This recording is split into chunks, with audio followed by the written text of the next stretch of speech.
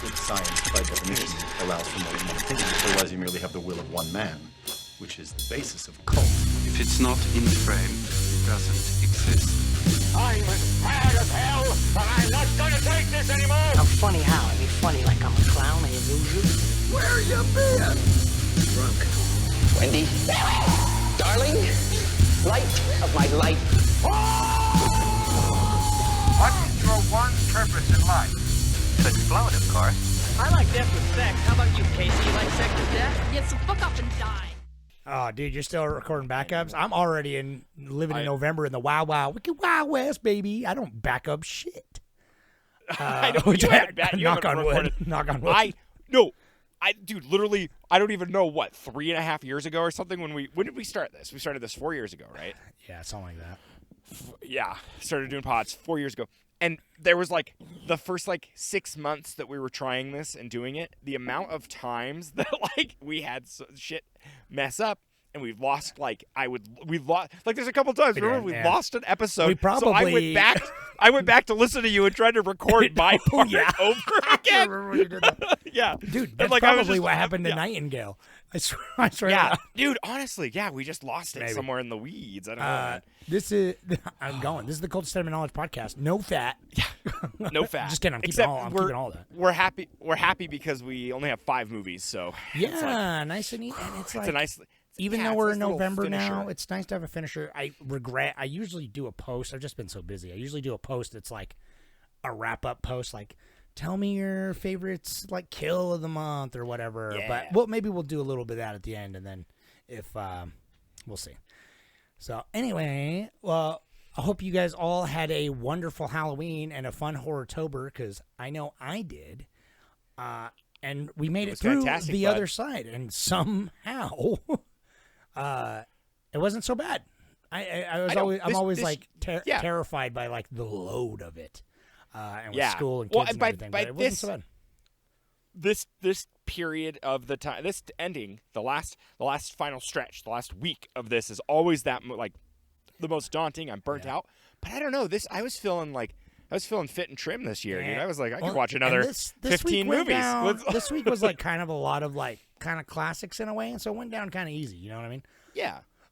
So we'll jump right in. The first one, I have some things to say about this one. I'm excited. You read the book. I did, yeah, so recently, and so this was had to be the first one we watched for Monday was Christine, right? John Carpenter's Christine, Stephen King's Christine, two big heads, in the horror genre coming together. I cut my teeth on both these dudes with horror movies with Carpenter and with horror, just learning how to read with Stephen King. We're Carpenter apologists here. We are, we definitely sure. there are people who love or hate it, and I know. I love the man dearly. I do. Even when his movies aren't total bangers, I love them for what they are. I would love to see The Fog. Even though The Fog is his panic room to me, it's so far my least favorite movie.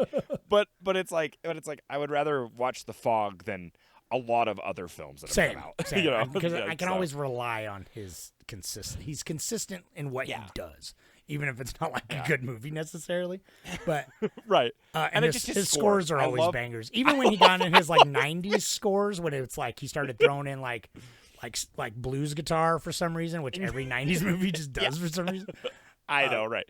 So get back to the synth, dude. Yeah, this movie, Christine, I was excited because I've read 85% of Stephen King's books, but I had not read Christine, but I read it last month just because I'm that's one I've never read. Fuck it. And so I read it, and it was surprisingly good. I never read it because the premise is kind of dumb, and I heard it's not one of his best.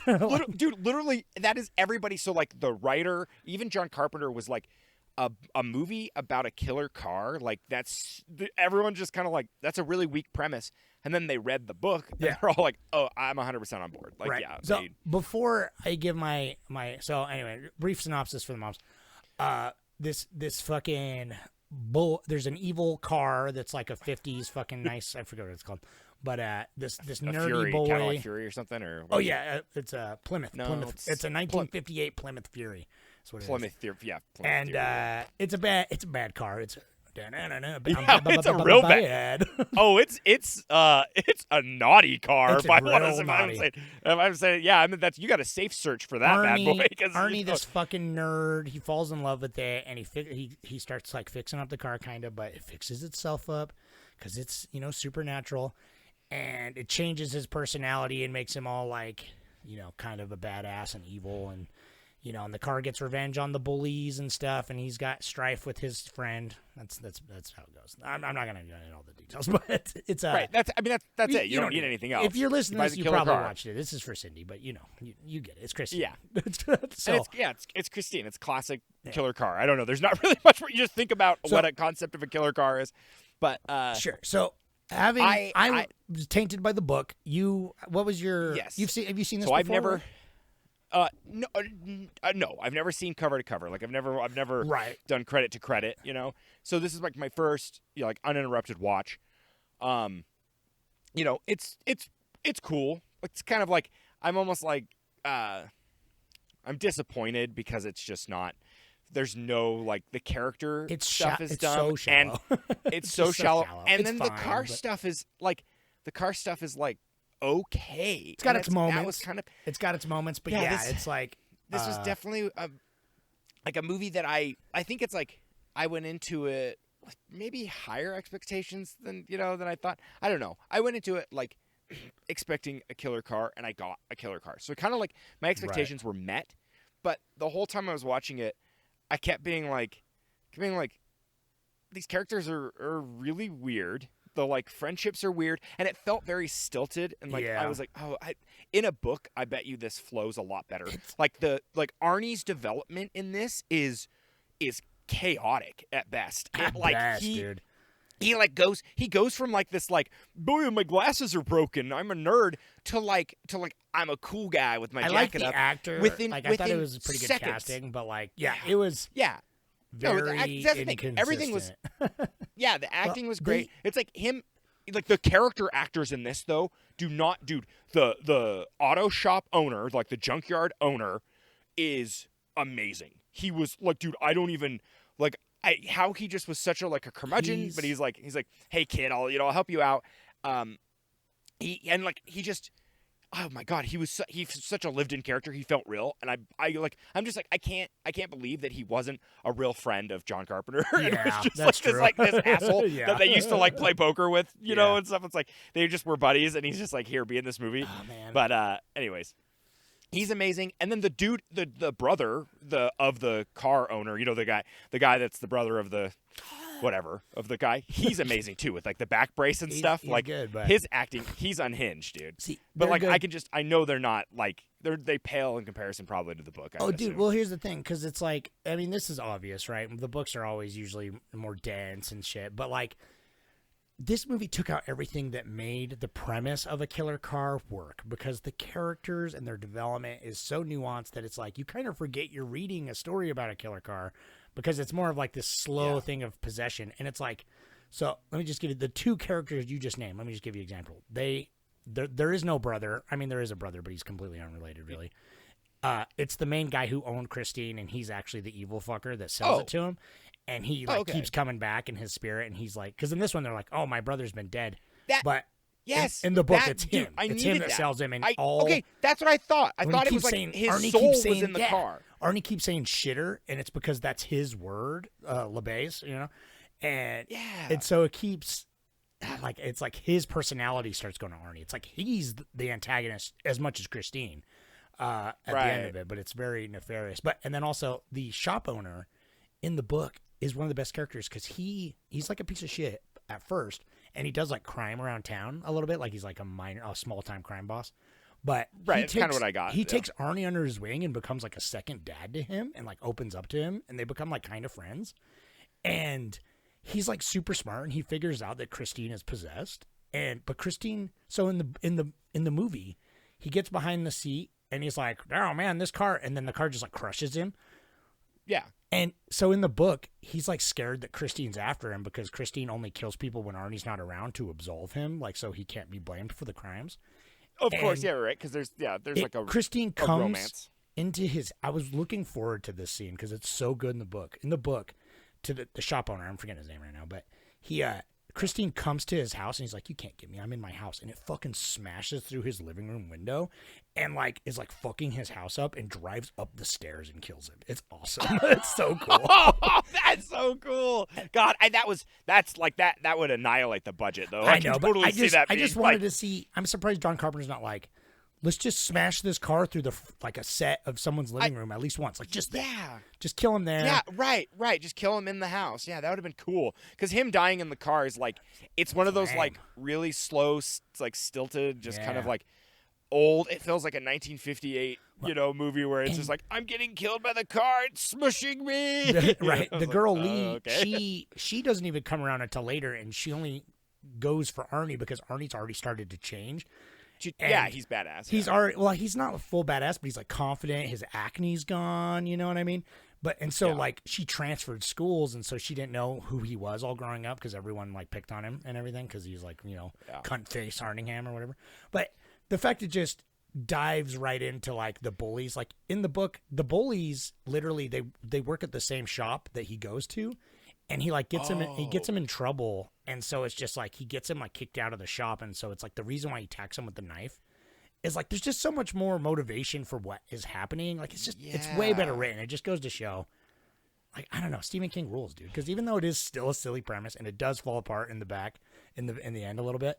I know that's Stephen King though to a T. Classic. He always kind of fumbles the third act, but it's like his concepts are cool. I recommend, because I was so disappointed with this movie because I was there for the Carpenter vibes. Obviously, the look was on point. Yeah. The 80s look, 80s score, and some of the car scenes, like even though they're kind of dopey, and he's chasing the bullies on fire and everything, it's like the imagery is there. Like the cars on fire was amazing. Yeah, awesome. That's so beautiful, and so all the kills are dope. I mean, a couple of them are just like the car just driving around. A little lackluster, downtown. but cool. It's kind of a little silly. When it smushes into that alcove to slowly crush that guy, it's awesome.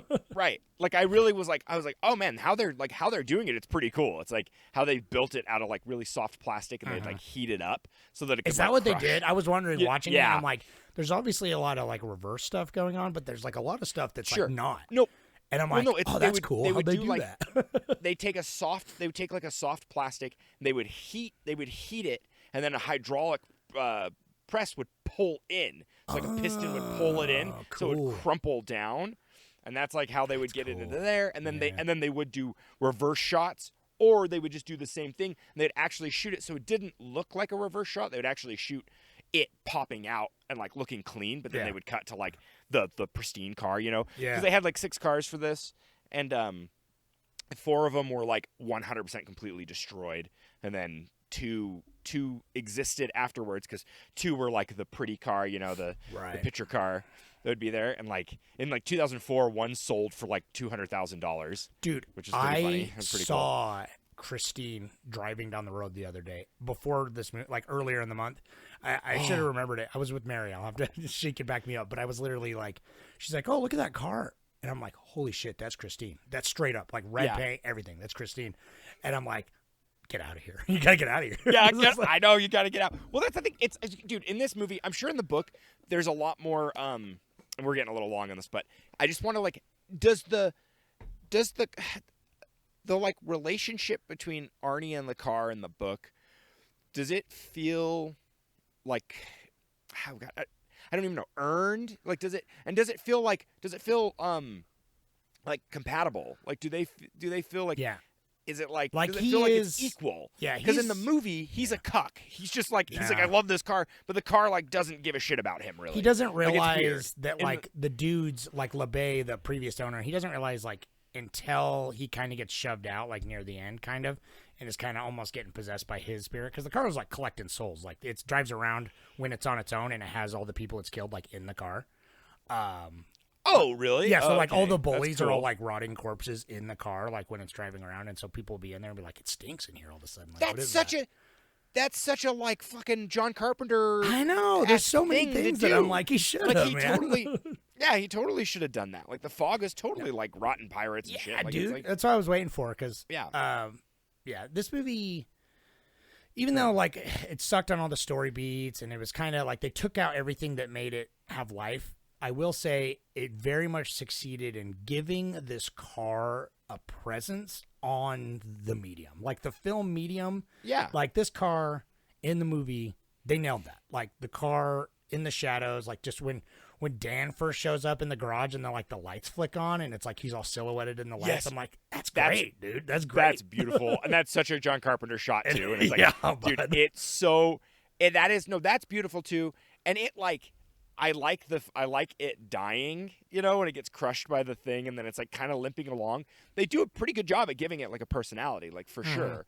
Like it definitely, He's not a macaque in the book. He does fall like weirdly obsessed with her, but it doesn't become like such a problem. Like he just mainly puts his foot down because he's been shit on his whole life, and so he's just like it does feel earned, but it's like he slowly like the car loves him. The relationship too. Okay, I like that. But the relationship between the parents and Arnie in the movie, I'm like, it's so drastic. Like the parents are so like, hey, we're reasonable. Like they feel, and maybe because I'm an old fucking old head now, and I'm not a teenager anymore. But like, I'm just kind of like, your parents are like fine, and he's like, fuck you guys, and they're not. I fucking slit your throat if you they're don't not let me in like my crazy car. villains either. Like his mom is pretty controlling, but it's like in the same way that my mom was. You know what I mean? It's not like a caricature. And his dad is a huge character. Even Dan's dad is like a massive character in the book. And it's like, I don't know. It feels just feels better. I don't know. I normally I wouldn't compare books and movies as much, but it's just like so fresh in my head. And it was such a letdown because it's like there's so many good things that they easily could have kept. Like I understand taking out a lot of stuff to make it work for a movie. I totally get it. They combined a lot of characters. But it's just like cool lore. Like the back brace thing, like by the end, Arnie has a back brace because it's like he blacks out and he pushes the car and runs the odometer backwards, and that's what heals it. That's what heals it. See, that I noticed that like the odometer is going backwards, but like that's the thing. It's like what they did in the movie is very like it was they were expecting you to have read the book to be like, notes. oh, It's hey, kinda they're like doing Cliff that Notes. part. Yeah. Right, yeah. And so me watching the movie, I felt a little robbed where I was like, it'd have been cool if John Carpenter just kind of like abandoned the tried to create characters and just kind of did like Arnie in the car and that was it, and then like just went off the rails. To be fair, I do wonder what this would have been like because it's like I'd read it fresh and I was disappointed, and I'm sure that's probably the case, but I do wonder like what this would have been like coming out because obviously this came out in like mid 80s. I think the book came out in like early like 81 or something. Dude. Set in 79. The movie came out before the book was published. Oh, is that right? Is The that book- true? Because the it's set book in was 79. already- Yeah, the book was already like in. So I mean, wild. maybe the book came out while this was in production. Yeah. But that was like they like the And book. that's like the book came peak out because career. I mean, Stephen King's always been peak, but like popular. But I mean, Stephen like, King, you know what I mean? So this is probably arguably his most this like late his 80s highest. Stephen King, like I guarantee you, and John Carpenter making a thing together. It's just like Christine. It's just too bad it had to be Christine, honestly, because I would love to see John Carpenter tackle many other things that he did. You know what I mean? And it's like Christine, the book is fine. But the movie makes the book look like fucking Shakespeare, though, kind of. Like, I'm just like, Stephen King's he's good. You know what I mean? So anyway, check it out for yourself. I recommend the book. Yeah. Do you have a money minute? I got a money minute because they gave. It's forgot crazy. we were doing a podcast. It was 9.7 mil. I know. Yeah, we've got a bunch of other movies to talk about, but let's move it along. It was 9.7 mil, which is pretty good. Like that's, I think they got a lot done, a lot accomplished with that budget. And then at box office to 21 million. So pretty interesting, I don't know. It's like they got a decent amount, but it's kind of weird. Right. I'm sure I'd almost expect more, but yeah, home video for sure. Yeah. All right, let's see. Let's start off with our buddy. Oh yeah, you said Arnie's a cuck. I saw that. Yeah, dude. Yes. So let's see what Clones of People 2 has to say. He says, first watch, because he's, as he says here, he says, I'm not a big fan of John Carpenter and Stephen King adaptations are unpredictable, but I had a lot of hope for this. I very much enjoyed it. The soundtrack is great, and I love the era this is set in. Carpenter's cinematography really shines here in bringing the car to larger than life. Just how it's shot makes the car completely badass. I haven't read the book, but I always find Stephen King writes great stories, and it feels like this has done it justice. The atmosphere works, and it feels close to King's writing. I feel this could fit in the same universe as Stand By Me or The Shawshank Redemption.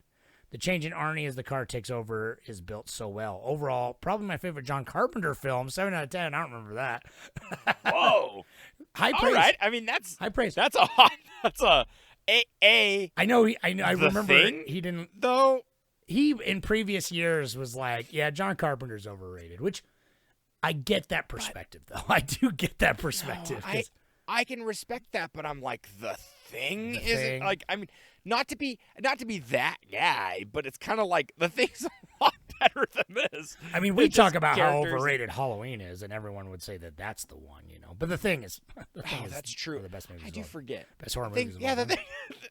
Yeah, dude. The thing is I mean, yeah. Anyways, that's the thing. I guess John Carpenter's got a lot of, you know. If a lot of listen, different, you're. I know, dude. Thank you for the comment. I know you're listening. If Yeah. you check out the book, it's like this does feel like kind of like a combined, very classic movie adaptation where it's like, here are the cliff notes. Let me combine a bunch of the characters. Where it's like the characters are what make the book, kind of, because the premise is definitely takes a backseat, which is why Stephen King is good. He can make any premise like feel gripping because of good characters and good story development. You know what I mean? So it's just like, check it out if you're into that. If you know how to read. Just kidding. Moving on. Yeah. What's the next movie? This is the high art is next. Is Dude, cabin It fever. is. It is. We're talking. It's like the nuance between like Christine and the film adaptation, and then we're gonna watch Cabin in the Woods, which is just a Dude, schlock. I man. fucking love Cabin Fever. I know dude. I I love think it. you definitely I got like this more rose-colored than glasses. I do. I got rose-colored glasses for sure. Yeah, I think it's like I like this movie, but it's like it's rough. It's rough around but the like edges. by design, directorial debut. Right. This is definitely borders on like satire. Like this feels like a more subdued no. Cabin in the Woods movie. Like Yeah, where Cabin I in the totally Woods, agree. Low budget, like basically. the quote unquote Cabin in the Woods, the 2013 film. Like it does its own thing, but it's like that obviously really leans into the meta. Where this is like, it's doing the same thing, but like with a different it doesn't. It's not. It feels like There's a it feels slasher, but almost it's like a kind of what it's leprosy. Scream. Yeah, Yeah, like yeah. it feels like what Scream did for the slasher, where it's doing that for the teenage Cabin in the Woods. Yeah, and it's goofy. It's goofy. I can tell they're having fun with it because there's so many just weird non sequiturs that just don't have anything. Just like they don't have the kid with pancakes, and then when Eli Roth, he plays like the two characters, and when he shows up and he's just like, yeah, he's a professor of being a dog. I'm like, yeah, dude. No, that's okay. That's that's good. It's No, good. like, that's the It's thing. good. It's funny. It's like it's almost like I have a lot of fun with this movie, but honestly, until the last third, I honestly it's like crazy. I like the second act more than the third Yeah, act in this. I do. It's too. like there's more momentum. Well, I feel once like they once kinda the kill main guy, once the main guy gets sick, and then it kind of like it keeps like it spins its wheels a little bit when it's like everything kind of catches up on itself. But it even does like the Night of the Living Dead, where he's like, "I survived," and then he just gets shot by all the cops and thrown onto the fucking burn pile. Yeah, like I know, right. Yeah, he just gets blasted. But it's real quick to do a little quick synopsis. This is literally a group of college kids are going to they rented a cabin in the woods. They're going to go out and have fun and party. A mysterious virus comes and kills some drifter homeless guy, and he starts spreading the virus to everybody. And he dies in like the water supply. Yeah. And then they all just start getting sick, and it's like one of those like it's like a skin infection. It's like a flesh eating, like, which is cool because it's like. And it's it's a slasher. It's like a idea. twist on the slasher, but it's like a weird quarantine, infectious disease kind of like vibe, and Yeah, there's like some weird sexual like STD undertones, kind of. But it's like, well, right. I don't want to give him that's that how much it's, credit. Like how I feel it like he spreads. had that idea, but that he's just like, there's undertones. He doesn't really write what it is, but Yeah, right. I don't think he knows enough to be like. He's just like. He felt like he's just like he's making a movie that he wanted to make about Cabin in the Woods apparently, stuff. But he's like instead of a murderer, it's they kind of murder themselves. Right. And then it's people reacting to this like contagion. So yeah. And it's like they're being cheeky. I mean, obviously you got the dopey fucking party man, the cop, and dude. Oh yeah, the cop is funny where he's like. That's why I'm saying it kind of felt like Scream watching it this time. Again, it has that like it's got a lot of those beats with like the kids, but I mean it's kind of just once you get teenagers together and it's a she horror comes movie, out. like, She comes out and like the cop comes in. The car is just like covered head to toe in blood. And he's just like, "Hey, you partying, man?" And then she comes out and she's like, "Is everything okay?" And he's like, "It's okay, ma'am. Go back inside. Drink a big 40." Yeah, calm down, relax. Yeah, dude. And it's like that car has like a gallon of blood on it. I know. One, I love too. It's like the guy. There's like the like. I mean, I don't know if he's like patient zero, but in this movie, he's the first guy we see. His dog attacks him. Yeah. And so he opens up. This is another good one. The dog dies, right? Because the dog just opens up like a fucking like a soft shell taco and just sprays him. Sprayed him. I know. And like, why did it spray? But yeah, I mean, it's like the dog was. Don't ask questions. questions. That's what's funny. It's like it is like it's a little inconsistent, but it also is one of those movies where it's like it's schlock, so it doesn't really. Yeah. It's one of those things where I'm like, it doesn't really matter. Yeah. Well, I got nostalgia. Like, what are the rules? Like, I had a ton of fun with this just this time around anyway, because I know it's easy. It's got some good gross out moments. It's like kind of fun and stupid. Like it's inconsistent. Like they just have like the random like 10-minute long, 10-minute long like here's the murder at the bowling alley, which is like. He had an idea for that, but he couldn't make it into a whole movie. So he's like, let me just throw it in this movie, Yeah. That like a lot of stuff like that. And a lot of like stuff where it's like people are like, they're like having dreams and it's just kind of like, it's weird. It's a little bit of everything. That's what's funny. Pancakes, there's a the style kids just really that I like about it. Pancakes. Dude, I like pancakes. When he starts doing kung fu, I forgot about that. So good. And when it happened, I'm like, this is like it's kind of one of those things where like it makes me mad because it's like I want to just like lean lean over and be like, this Eli Roth is a genius. Like when he does that. I know. But it's like it's only because I grew up with Adult Swim and so I love the fucking like, absurd. Yeah. The absurd Dude, just you know how out I of feel left about field absurd comedy. Yeah, that's my shit. Like it's like one of the funniest things is like when he bites him too and they're just like it's like and the Eli Roth's like his take on the country bumpkin, that kind of like hillbilly dude. His take on that where like they're not really that stupid or anything, but like we're supposed to think they are through the lens of our protagonists, but like then they're not. But one thing I noticed watching this, and normally in these kind of movies, it's pretty isolated. But in this, it's like the whole town is pretty like flourishing. Like there's the cops are there and like there's a lot of like people coming in and out of the like especially at the end there's like all those people showing up and like drinking the lemonade and like the end's great. It's just like the bluegrass and it's just like everyone's infected. Yeah. The protagonist is just dead in a pool. Like it felt I know he's got touches of grindhouse stuff too, which is like I could see why he got kind of pulled into like the Tarantino Rodriguez circle kind of. And the like the effects and stuff are like they're creepy. It's cool. They're it's like, solid. I like it. I love the schlocky it's goopy. blood. I like the goopy. The razor shaving scene, as always. I remember that being like, classic. Yeah, that's yeah. But it's funny watching it this time. I'm like, oh, it's not really as like gross as I remember. No, it's just under like, the shaving cream. Back. Yeah, it's just under the sound design. The sound design is what makes the sound design is good. Yeah. But I think the one thing that I remembered from the first time I watched it, and now this time again, being so perplexed and infuriated that their drinking water source is just an open stagnant pond. Yeah, dude. Like he shoots from like the corpse is in this open stagnant pond, and then it shows a pipe, and the pipe is like 18 feet away from, just goes right into the cabin.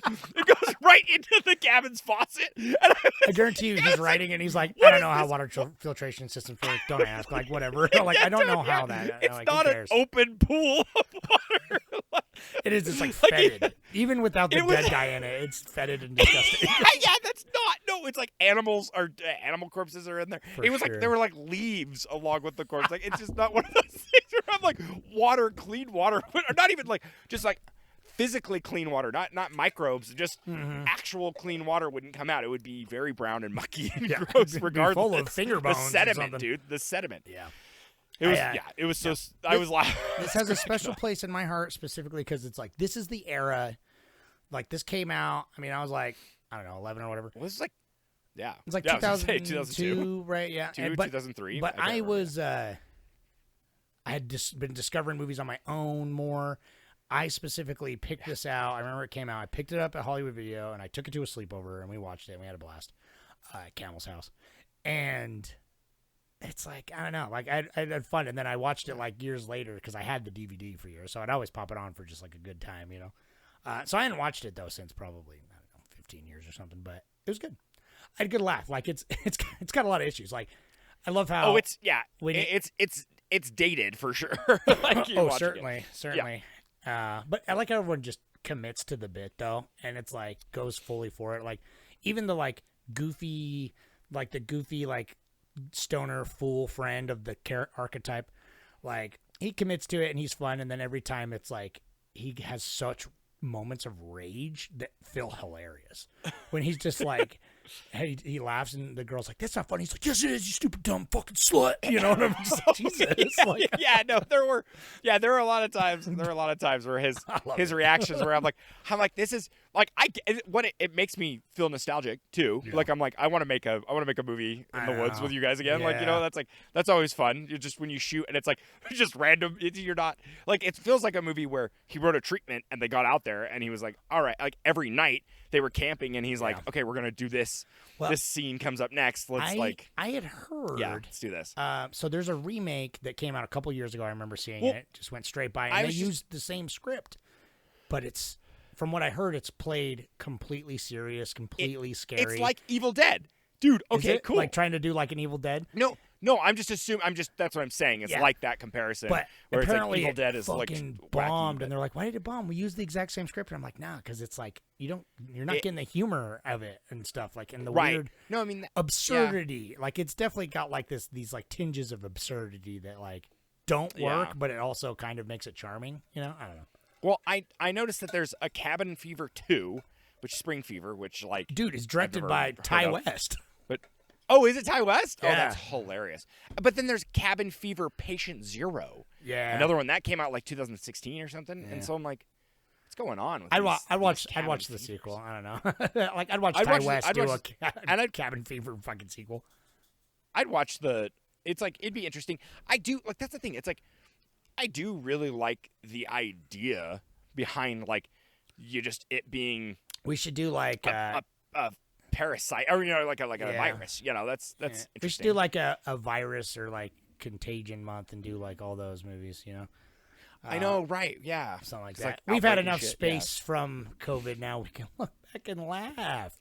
I know, right? Right. Exactly. Yeah, it's all over. So anyway, the movie's fine. It's a good time. Yeah, this is fine. You got it. I'm always rooting for Eli Roth. I've said it before. I've said it again. I want to see Thanksgiving because that's his newest one. And apparently, it's decent. Yeah. And because he can never quite get it. But this one's always been my favorite. No. So. And apparently, we haven't done Hostel. I thought we did, but I guess not. I heard Thanksgiving's good. It's decent. And we watched his other movie, The House with All the Clocks on Its Walls, or some shit like that. Fine. And boy, howdy, did I hate that movie. Yeah. If you go listen to that, that's on one of the. Hostel is aged too, because I thought Hostel was super overrated when it came out because everyone's like, it's so shocking. But I watched it again semi recently, and it's like, it's got the goofy DNA too. It's like a little more honed in a little bit. So maybe we'll watch Hostel for next Horrortober because it's like I thought we did, but I guess not. So we're just gonna watch it all. Because I almost put Green Inferno this month because I'm like, you know what I want is a good cannibal movie. Yeah, but I'm chasing that Cannibal Holocaust high, and I'll never get it. Yeah, nothing will come close. But actually, no, I think we are. What was it? I just saw your comment. The water supply is an open pool. Yeah. Yeah, the water. I'm mad because I need to go back and edit because it's a stagnant open pool. It's not even like it's not like water is coming into it or flowing into it. It's literally just it is just like it's like a cement pool that just has a pipe attached to it. It's like infuriating. But anyways, I can give you a little quick box office, which is pretty crazy, dude. Yeah. They made it for 1.5 mil. Okay. Which is that's good. Which is great. That's super great. cheap. And they actually for what it achieves, I'm like, okay, damn, it's pretty good. Yeah. But box office 30.5 million. Wow. Yeah. So. Well, I mean, it really is of its era. This is some early 2000s horror comedy. Yes. I guess, you know what I mean. It really, because at the time, Yeah. I've been going back. I told you last time, it's like I wrote that horror paper, and I was going through all the decades, and I'm like, the 2000s were like the worst decade. They're, Like, they're the worst. They're really rough. They got It some is, good like, ones, it's but a lot of weird. it is nostalgia. There's some gems, but it's just like, yeah, they were hurting. So at least this is like, I don't know. Yeah. yeah, it's like kind of derivative, but also, is yeah, like ori- you said, it's like a yeah. Scream. It's meta enough, you know. I know. But it is like it is kind of wholly original when it comes to like that trope. I don't really know of many like Contagion movies that are a teen comedy that are teen horror type of deal. You know what I mean? Yeah, it's cute. So It's cute, and I'm sad that fucking his character. I remembered his death being cooler, and they just find him ripped in half for some reason. I'm like, did the virus? Like, what happened? His dog just got him? Like, what? Anyway, Eli Roth's character, like when he just finds him in the cave, I'm like, why? Anyway, yeah, no, I know. There's a I lot thought of it was stuff like more that. brutal too. Yeah. But yeah, right. Yeah. Anyway, so we'll see. Competitive Bat 5831 says, who knew Sean from Boy Meets World could throw down like that? Also, fingering a sore. Ew. I really enjoyed this, not in a one of my new favorites way, but in a really fun ride kind of way. Skin infections are both nasty and scary, so I can understand the horror of the kids, and I feel like they made believable movie mistakes that led them to their fucked up situation. The writing was cheesy, horny, and funny, which I think worked well. I like the decision to have there be people around the cabin, but for one reason or another, the cabin group ended up exactly as isolated as they were before they met anyone else. Yeah, that's true. Like, they literally go out for outside help multiple times and they find help, but like, they fuck it up every time. Up. They fuck that it is up. pretty. Yeah, that's when that's he pretty finds funny. This. Yeah. He's like peeps on the woman by accident. Like, Oh, I know. And then the man like runs him off. But I mean, that scene is like, that's what I mean. It's like the movie gets like, there's like things. It feels like the kitchen sink kind of movie. Like it is. There were so many little ideas that he had, and he was like, I'm just gonna throw them into one movie, you know, like whatever. It gave him a career, So- you know what I mean? It's like good for him, and it's like he hasn't really. No, totally. I mean, and then Hostel, I think, is probably where a lot of people would say he's like that's the peak, because that movie was like, I mean, if we do that, I'm sure that made way more money even. But Oh, I'm sure. Yeah. I remember Hostel being And huge. Eli Roth wasn't a big director after that. He just kind of was like a collaborator and stuff. Now he keeps, you know what I mean? he keeps trying. If but- you've ever, Yeah. I would recommend. He did a show because he's such a horror fanboy and it shows. But he did a show where he interviews every major, like he goes like they talk about slashers and he interviews like everyone about it's like the history of horror, and he goes through like of all the genres, the cool. subgenres of horror. It's a really have to see good that. show. It's cool. I highly recommend it. But yeah, he's got all great guests on there talking about movies, and he's obviously Do you remember what it's called? Yeah, History of Horror. Eli, it's like History Eli of Horror. Roth's History of Horror. It's It was on History like of Horror. AMC, Cool. AMC in like 2010 or something. Yeah, okay, I'll have to check it out. It's good. It's got some good shit in there for sure. So recommend that. It's a fun time. You know, Nice. nostalgic. Yeah, thank you but for the it's comment, Not great, you know. but you know, it is what Right, it is. sure. Yeah. All right. So Tell speaking me. of not great, but it is what it is. We're gonna watch, or we watched The Omen. That's our next film. I liked The which- Omen. I know. For- It's another. It was. Wait, did you just say Burnt Offerings? Yeah, I was gonna say like all the. I didn't say it, but you read my mind because for all the other like, other than I don't really count Deep Red. That's its own thing. But like the '70s style. Like Deep- slow yeah, don't- burn. You get Deep old Red out of this people. conversation, Yeah. bud. 'Cause that movie's awesome. Yeah. It's like it did it really well. You know what I mean? This did the formula of like this era being like a horror Totally. movie from this era, which kind of like did things a little bit differently. And it's like I don't know. Anyway, it's The Omen. So for the moms, it's this Damien, the devil this child. politician has a son with his wife, and then the doctor's like, "Hey, your son died, but we have this other baby who his mom died. Do you want to just like take him off the books?" And he's like, "Yeah, I mean, I need it for my career or whatever." And so he takes this baby and plays it off as his own, you know, and they raise him, and then suddenly all these weird things start coming about, and they're like, "Uh-oh, this guy, we don't know. He's fucking the Antichrist probably," which is dope because the birthday party scene when she jumps, Damien, this is for you, and then jumps off and hangs herself. Dude. Metal. That's so metal. beautiful. Yeah. No, that and the decapitation Oh my awesome. god, Yeah. top notch. Well, actually, and the kills are Kills are like good. sicky icky, dude. When the priest or whatever, like the Gets whatever like he is, impaled. He Yeah, gets that's awesome. impaled, and he's just like standing there. Yeah, that's I'm like, good. okay, I mean that's fucking dope. That's really cool. And the like, it's all for you is really good. I swear that's in Hereditary too, but I don't know. Kind of. Maybe I'm This is like a little misremembering, Hereditary right? vibes, like the way that people keep flocking to Yeah. him.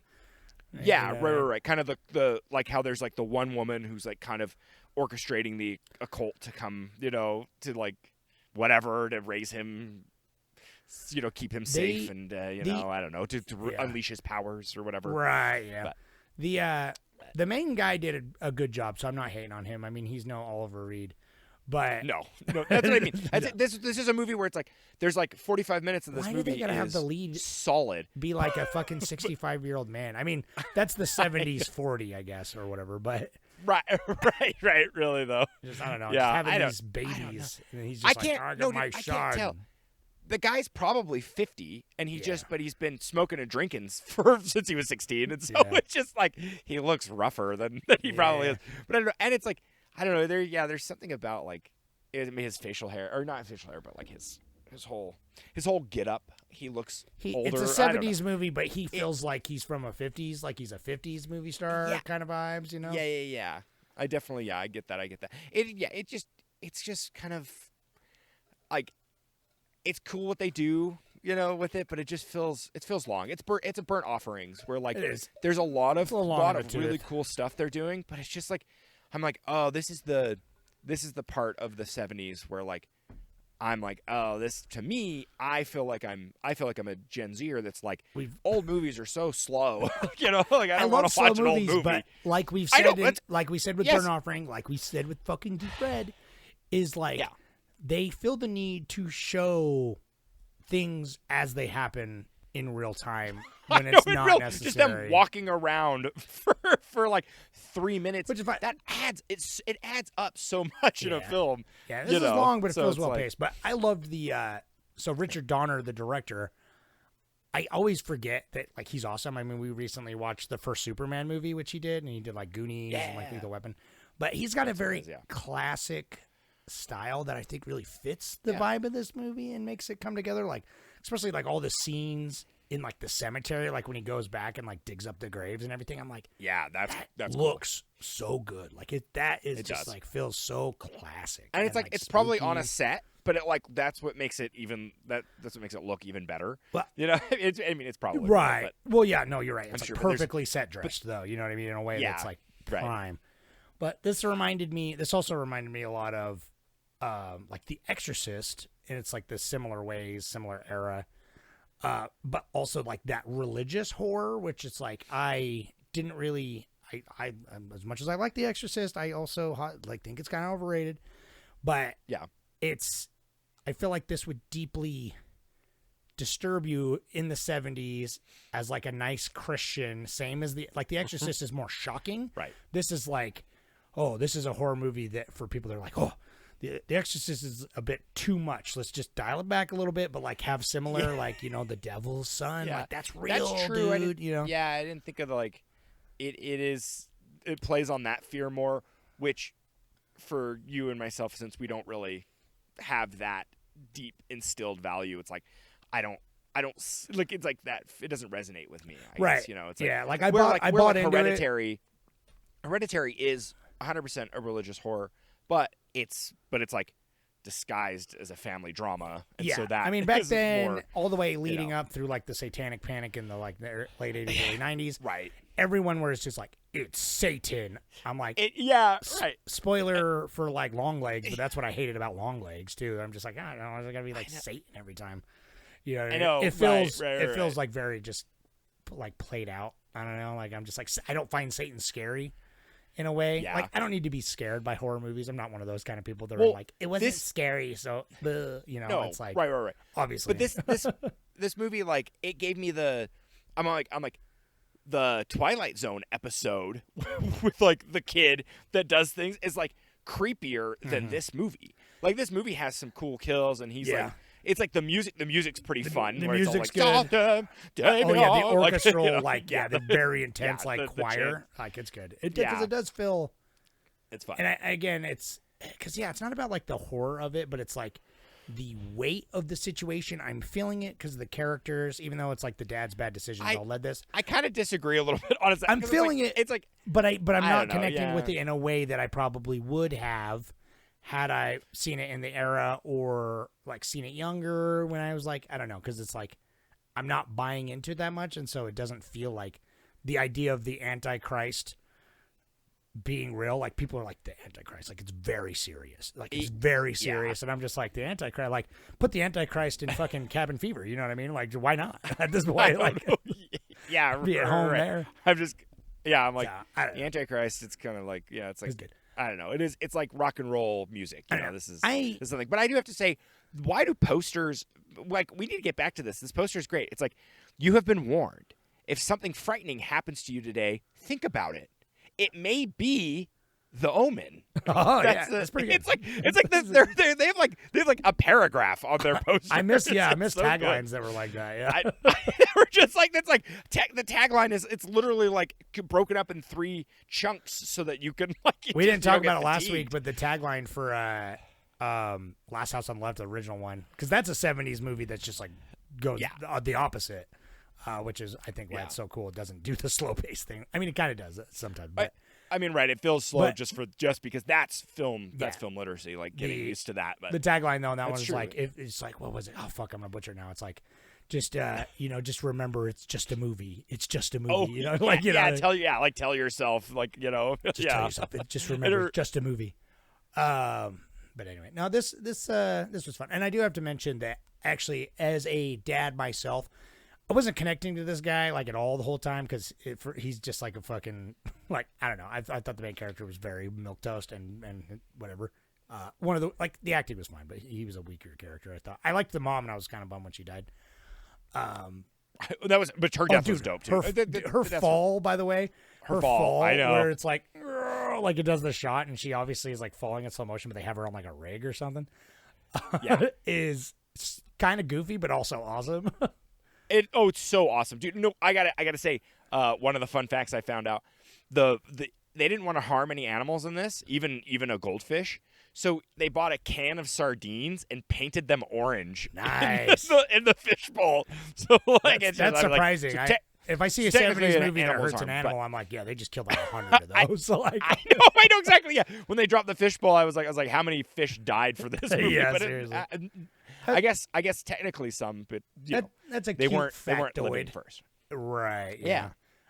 No, the very very ending when he's like going to kill the kid in the church, and he's like, I have to do it, and and then the kid, because he like hardly ever talks at all, but he's like, Daddy, I know, no. right? He just does the smile. That got me though. The daddy, like trying to like hurt his own kid, and he's like, I have to do it. You're the Antichrist, and he's like, Daddy, no. You understand? It hit, even though whatever, it's not his kid, but I don't know. Is that also when I just have to say, as a parent as well, and I mean this just in general, when they're walking earlier on in the movie and they're just like on a stroll with him, and he's like not even 2, he's a toddler, and they're like, where'd he go? And they're like walking next to a raging river. And I'm like, you guys aren't paying attention to your toddler next to a raging river? Like, he was right behind us a minute ago, and it's like, dude, he's a toddler, he needs to be like right in front of you a minute ago, like immediately. Like, what the fuck are you doing? Like, this is ridiculous. You're like these he's just being cute next to a raging river. Like, oh my god, man, I can't even. I know, I kind of forgot how like it's like some boomer's gonna be like, well, you kids in your helmets on bikes and shit. It's like, yeah. I don't let my 2-year-old walk unattended. Yeah, we grew up in the age of just unlocked doors and walking around the neighborhood. Coming home when the streetlights come on, that shit. Yeah. But this is kind of a different vibe, and they didn't really care about the kid. They didn't really want him. I mean, they tried, but then they do the. I do think it's kind of fun that they do the happy-go-lucky family montage. Yeah. I'm glad I finally saw it because it's like this has been a classic. This is always I've seen like most of the deaths before, just like over the years on various things or whatever, and I always knew what the Omen was. I always knew Damien was the name of the Antichrist. Right, that's always like such a thing in like that, the lexicon. Right. So it's I'm all glad for you though. It's like feels like something that I'm like, I swear I've heard that before outside of this. Oh, that's the all best. for That's a you, good dude. way too. That like Yeah. metal hang yourself in front of everyone at a fucking kid's birthday party. Yeah. Because I imagine like it was shocking, and I can't imagine if you're really bought into this too. You're like, my God, Betty, there's like, Yeah. Really though, yeah. I'm sure. I'm more like who got hepatitis with those monkeys, dude? That's dude, that's the right? How part. many monkeys did I they re- I kill? They didn't paint I know, I sardines didn't for look- those, No, they were hitting them with their car and shit. Yeah. I don't know. They're driving through there, but I don't know. Yeah, I didn't see a fun factoid about that. But I can tell you. Let me tell you how much this thing made, bud. That's all you're gonna get from me. Give It to was me. it took $2.8 million to craft this beautiful thing together, 2.8. which is Not bad. which is pretty low, honestly. I mean, but Yeah. it's not that much happens. Like the decapitation scene is like pretty brutal. awesome. It takes a lot of. I feel like that. A lot of. Like they shot it from like talent. 5 different angles because it like edited like around it. Like Yeah. it was cool though. Yeah, it was really. we cool. got one try at this, so I'm not gonna do it again. Like, I know, basically that's what it looked like, and then but it box officed 61 million. wow, for So a horror movie, I don't That's pretty good. know. I didn't double check to see if that was inflation, but like I could totally seems- buy it. Yeah, this seems. I feel like because of everything I've heard of this over the years, and this came out like when my dad was born. You know what I mean? It's a pretty old movie, but it's like the fact that it's still resonated like and has had an influence on like these type of films is like it's got to be a testament to it. Must have had a pretty big cultural impact. It had to have, you know what I mean? Especially if it made $60 million on a less than $3 million budget. Pretty good.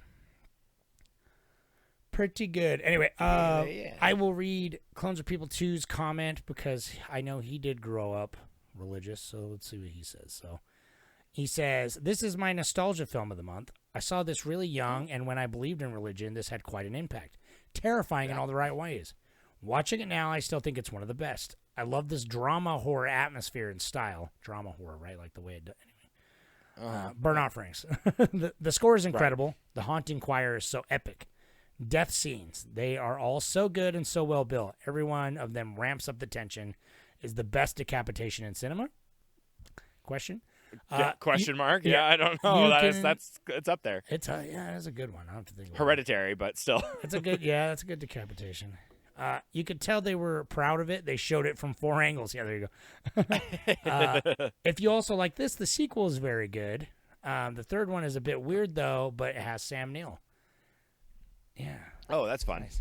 I was thinking. So this reminded me that all the sequel talk for next year, we should do 1 week that's all just sequels of movies that we've watched for Horrortober. Dude, I'm 100% just down. 1 week that's all and- just like the yeah. second one of whatever. Like we'll go through because there's obviously been a ton. You know what I mean? There's so many movies that we could just do, like Psycho 2, Saw 2. There's so many. Yeah. Omen 2, Cabin Yeah, Fever 2. There's a bunch. Well, we've done. Yeah. Child's Play 2. 'cause Basically, we'll I get like. into. No, it's today. weird. You kind of blew my mind there. What? Like, do you think there's a horror movie that doesn't have a sequel? Like that from like the last 15 years, we've got a lot more like standalone horror.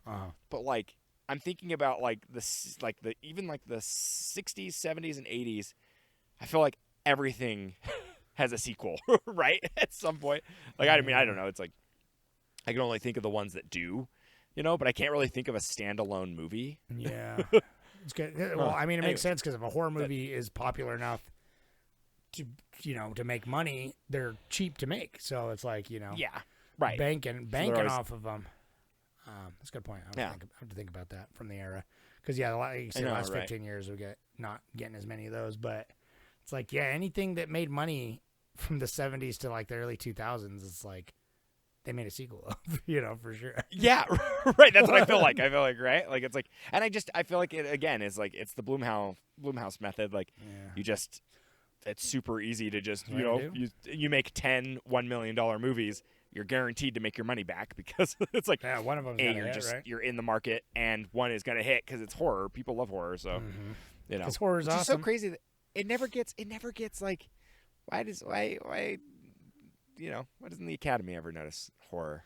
It's coming around. I mean, They're a bunch of dopes. It's coming around. I'm hoping there's been some banger horrors this year, so I'm hoping it'll come around. I mean, the Academy's a joke, but I do like to see the more white. Sure. It feels good.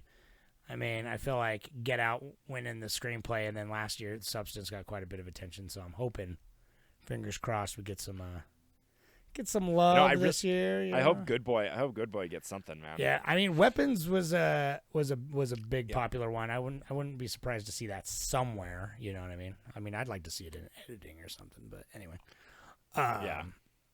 So anyway, that's the Omen. Yeah, so thank you for the comments. Yeah, the Omen, thank you. Omen's cool. The comment, yeah. I liked it more than you. I mean, I feel like I was kind of critical, but it's like, I think for what it was like kind of perfect. But it's like it didn't quite grab me in the way. But of that era, like I could see why it made $60 million back. Like it is a serious like drama with. It's not like a thriller. It's a drama horror, which is different because a lot of people are like thriller is like skates the line, but I'm like. No, this is like a family drama, slow burn, like intense mystery that's also got some, that's horror, So anyway, good stuff. Yeah. The next movie is really the creme of the creme, right? I know, right? Well, it's funny enough. It's like great. I didn't look it up. How many? So it's Child's Play, which is AKA Chucky, because that's funny how. It's weird that is there a Child's Play 2? Yeah. Or do they just go straight to Chucky? It's Child's Play 1, 2, and 3. And then it goes Bride of Chucky, Cult it does? Cult It goes Chucky. Straight to Bride? I thought Bride was way later. Bride's the fourth one. Dude, Bride came out in 98, bud. That's what's crazy, dude. That was the first that was the first one I saw.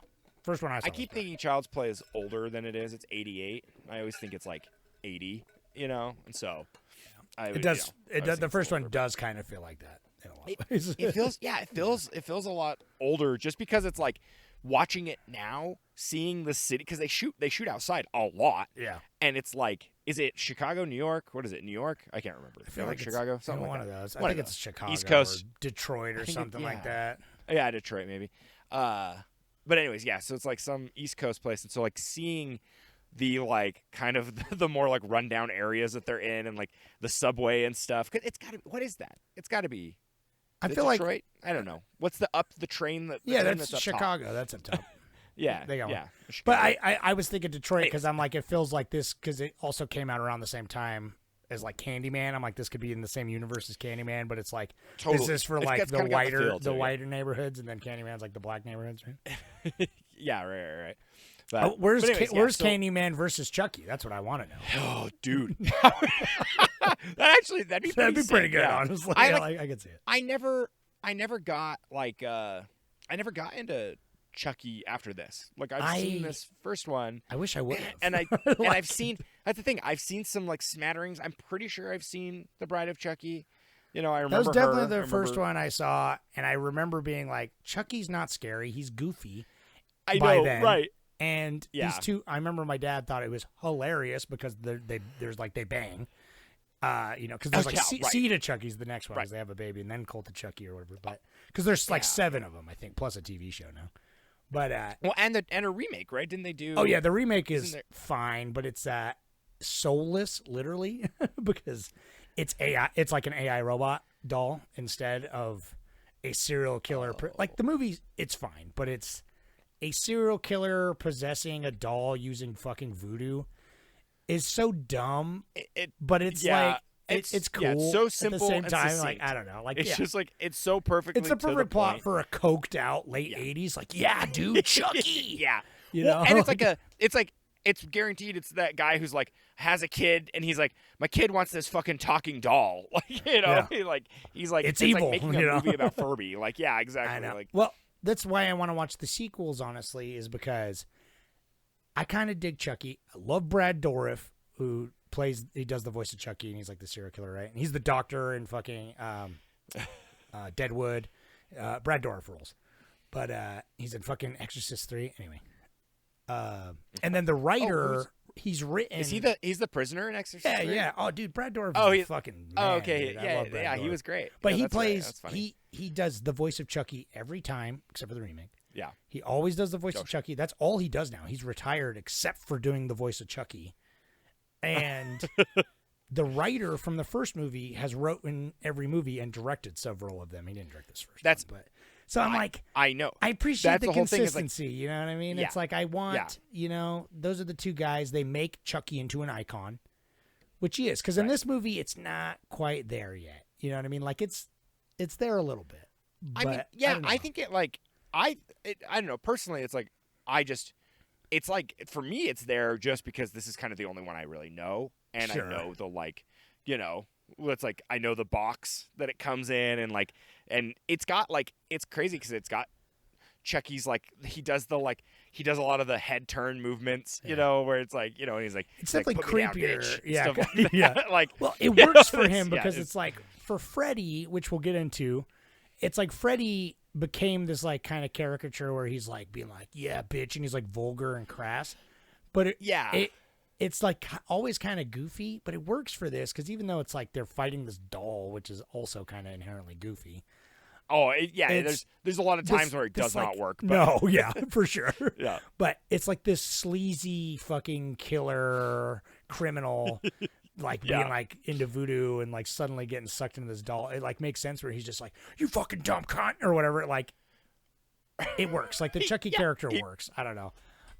No, he does. Somehow, And there's something. somehow it works. I don't understand Yeah. how, but And I think that the three main actors in this, like the boy, the mom, and the doll, I think they work really good together. They're like, good. It plays well. Yeah. And it's like, oh, I guess the cop too, like kind of Dude, it's the- fun how like they the cop, that's You know. Jack Skeleton. I was looking him up and I was like, I've seen this Oh. guy in something else and I still couldn't find out what I'd seen him in, like this era. I'm like, I recognize his face. But while I was looking it up, I'm like, oh, it's the voice of Jack Skeleton. What the fuck? Anyway, fun fact. oh, that's cool. Okay, yeah, I didn't know that. Yeah, there you go. Yeah, nice. He does all the singing, so the whole time I was just like, what's this? You know, there's snow everywhere. You know, it's him. Yeah, yeah. But What's this? The babysitter's in the air. yeah, yeah. Babysitter Yeah. dies, dude. Yeah, buddy. I know. Yeah, right. Falling out of fucking 4-star window or whatever. Yeah, that was pretty sick, dude. When was good. she like speaking of falling, yeah, she hits that car and it's like the build up to like the reveal of Chucky, because obviously we saw the beginning of the movie, but like I think that's what's missing from what I've seen of the sequels and what Chucky became. It's like you already know what he is, so you're just seeing him and you're seeing his animatronic Chucky face, where it's like early on he's just the doll and the doll looks kind of different, and it's like it's just being a creepy doll for like the first half of the movie, which is good, and I think that's where this one finds the best balance. Because I've seen some of 2, I've seen Bride of Chucky, I've seen like some of one other one, and it's like he's always just like a caricature now. It's like about Chucky, you know what I mean? right, of As course. all That's- slashers like- sort like- of become, you know, about Uh-huh. It's about Jason. It's never about the kids anymore. But Yeah, right. But no, it worked in this one, and the mom was great. She not only acted great, but I really appreciate in so many movies, like when something crazy and fantastical is happening. There's so many, and it's a kid saying it too. They're like, "You stupid kid, dolls aren't real," and I know. everyone is doing that except for the mom. The mom's like, I believe you. Like, I'm here for you. You know what I mean? She's just like Right. actively, her motivations make sense. It's like every scene, it's like, what would a mom try to do? She's not trying to like stop the situation. She's just trying to help her kid. You know what I mean? Regardless, even if that means believing something fucking crazy to like, because when she gets Chucky to finally break, she's like, I know there's something wrong with you. There's something up. And she finds the batteries and everything and then like tries to lock him in the furnace and all that. She's like, I'm going to burn you. And he like goes spazzes out on her. It's awesome. That's a great scene. And it shouldn't work because he's like, you dumb bitch. And you're like, this doll's yelling. Well, This doll just called and her a it's bitch. Like that's dumb, but it works. You know, it does. It the illusion is broken at the end for sure. Like Yeah, the when he illusion attacks often breaks. when he kills the other guy, like he kills his partner. You know, it's like it becomes that like this little silly. And there's a great part where it's like the cop is in the bedroom and he's been shot in the leg or whatever, shot somewhere, and he's like on the ground and like they're getting chased by Chucky and they go through that room where he would be sitting like, right on the ground right at like the front door and they just like go past him, you know, in the shot. Burned And I'm Chucky's like, pretty terrifying though. That shot of him like coming all menacingly with his face all burned off. yeah. Pretty No, good.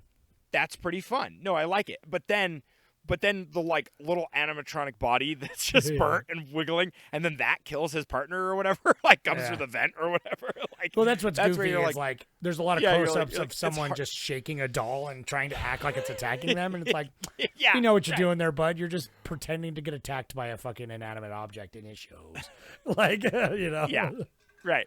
And I think actually it is a testament though where that doesn't happen that often. Right, that Not is a as much testament because as- it could have. Not as much as it should have. Yeah, exactly, really right? happened. You know, it's like they actually did a good job at doing like POV and you know and having him just like scuttle around and like Yeah, you know, they're have smart people with- kind of like it's very lead- much he Jaws leads where it's people like to the their death, limitations. which is cool.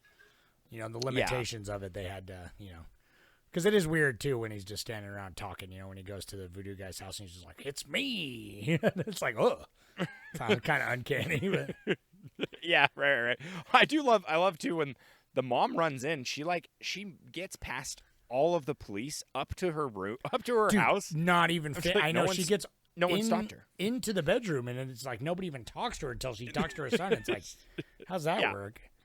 I also like it when the cop crashes his car and Chucky's all like terrorizing him with the knife in the car. Oh, that's a fun That's fun scene. That is the scene that's like for some reason burned in my mind. I remember seeing this. I think I saw this with Zach K again. It was like we watched a lot of like Evil Dead in this, you know, when we were young. But yeah, it's pretty fun. it's fun. It's classic. It's like I want to I want to go down the Chucky rabbit hole kind of because, like I said, it's like I appreciate the consistency and like for what it is. I remember like 2 scenes from the sequel and they're awesome. Just 2 death scenes that I remember. But that's all I remember. But everyone says the second one's the best one, like in the entire series. Everyone says the second one's the best one. next so maybe next if we year, do we'll seconds, have to put it on. we might have to do Child's Play too. See what's We up. should. We should throw it on. We should throw it on that list because that'd be cool. And dude, the beginning's awesome when he like turns into Chucky. I mean, it's kind of silly that he like comes over and he like gets the doll out and opens it and like touches it. It's like I don't know. And it's he's just a funny thing. that it's, chanting, like I don't know, like it's a little. Brad Dourif, dude. I got a crush on Brad Dourif. He just like commits to the bit, man, for sure. Yeah. 100%. No, he does. He's great. I love it. But then when the building explodes, I was like, holy shit. Why not? It was crazy. Yeah. And I was like, okay, that's awesome. Yeah. That's what's great. Like, I don't know. It's weird. This is one of those movies that's like the premise shouldn't work, but it does. Well, this And feels so, like the you know. product of like a coked out being like, I got a script for you. You know what I mean? like Right. Yeah, really. yeah, this But definitely feels anyways, like yeah, it came out of that era and somehow managed to spawn a franchise. So Yeah, well, and it spawned a franchise because it was $9 million to make, which is kind of more than I expected. I don't know if it's probably talent, you know, that went into that, and then the animatronic, probably. But because of that, it grossed $44 million. So, you know, they're yeah, they makes were sense. doing- Well, they I'm were sure just fine. I'm sure the sequels have made. I'm sure that And the series 80s has made a lot. the 80s really was like the year of kind of like schlock slasher. This is like right up, you know, the trailer of this is like grabs anybody who's into, you know, any kind of horror. Well, so. it takes it and tweaks it just enough. You know what I mean? It's like, but then it's a serial killer possessed doll. It's like, yeah, okay. You know what I mean? Right, exactly. Yeah. I'll take it. So anyway, so let's read. I got a couple Reddits, but I'll read this one. So Avery5712 says, "Fun slasher that was made at the tail of their biggest decade. The big standout is obviously the star, Chucky. The animatronics are so well done. The little people in the shots are not so well done. He shouldn't be scared." Yeah, I know. Whoops, I accidentally closed it. He shouldn't. Oh my God, what the fuck? I got a new phone. Sorry. He shouldn't be scary, but he works when he's paired up with the kids. Since we know he could feasibly hunt and kill Andy in his doll body. The kid himself is okay. He's like 5 or 6 in this movie, so I don't expect a ton. I can follow his emotions just fine. The mother is pretty good, and you feel for her plight as her world is shattered by Chucky. Also, it's nice to see the best vampire this side of Dracula, Jerry Dandridge, in here as the detective. Oh, is that what it is? Yeah, he's a vampire. I gotta look that up. I couldn't remember. I love that character just because it's Jerry. Also appreciated the cop did more than die near the final climax, so another character could grab their gun. The best scene is the Chucky reveal.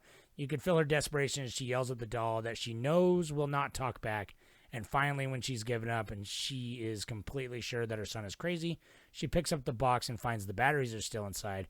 such a great reveal that doesn't rely on Chucky messing up or revealing himself.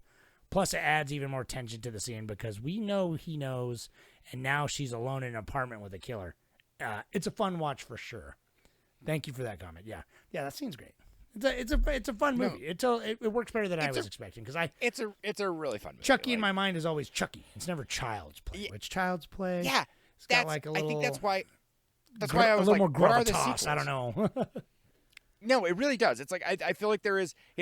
It's one of those things. It's just it's a batshit insane plot, but like they just I don't know. They thread that. It's like TMNT, dude. The first like 1990 Teenage Mutant Ninja Turtles movie. God, when are we gonna really watch? good. When are It's we just gonna a watch good- that? That movie is good. I know, dude. It's just like they're good movies, and it's like the premise behind that it shouldn't work, but it's like I don't know. There's just like there's enough heart that you're kind of like I'll forgive the premise. Yeah. I also watched this with Emmeline, and she liked it. So.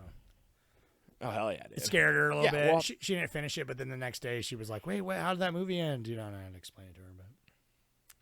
She liked it. She's like, Chucky. Oh, God, it's Chucky. Like, every time I cut, I'd be like, it's him.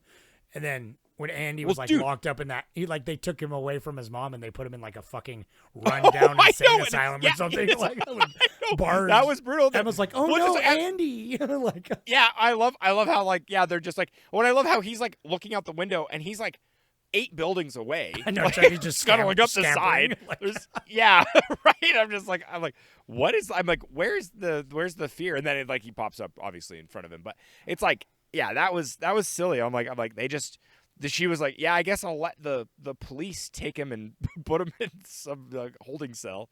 But yeah, I like this movie. I think the scene when he goes to the accomplice, you know, of Chucky's whatever, his buddy, and they go and like it's so run down and full of rats, and like there's such a like groundedness to it, you know, that I enjoyed. But they just wanted to blow things up in this movie too. That was for sure. I like that. Yeah. Anyway, that's Child's Play. Child's Play's fun. I mean, I'm sure you know what it is. Chucky, you know, go back where it started. Right, Maybe we'll go back down the Chucky hole one day. I might on my own. Get into the Chucky. 100%, maybe. No, we're watching Chucky next year. Yeah, we'll watch. So you know, tune in and. Speaking of sequels, though, October. we did watch a sequel for this last movie, Nightmare on Elm Street 3: Dream Warriors. Can you refresh my memory? Have we seen the second Nightmare? No, you don't need to. Oh, okay. I've seen it. Okay. I've seen the second Nightmare, but you don't need to see it to get the context of this one. This one basically follows right off the tails of the first one because Nancy is still in it and everything. And her dad and everything, you know. Right, but Nancy's supposed to be she's the youngest 40-year-old that I've ever seen in my life. I know. Whatever. Yeah. When she's like, this happened to me 6 years ago. I'm like, you're supposed to be like 24? Like, what the fuck? No, that's what's funny is like she's 22. They say it. They're like, 22? Yeah, I'm not going to listen to this 22-year-old It's intern like a or whatever. silver fox, like, though, because all her trauma.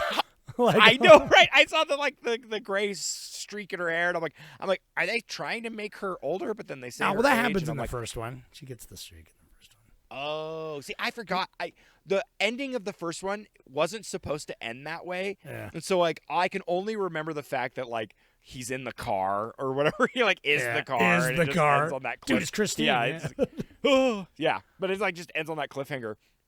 But no, yeah. So this is like it's so funny because I'm like we didn't watch the sequel to Nightmare, like to whatever on Nightmare on Elm Street. Yeah. So we watched the third installment. This series is notorious for being very hit or miss and mostly miss, and the third one has always been at top of most of the list. And the first one is fucking one of the greatest horror films, I think.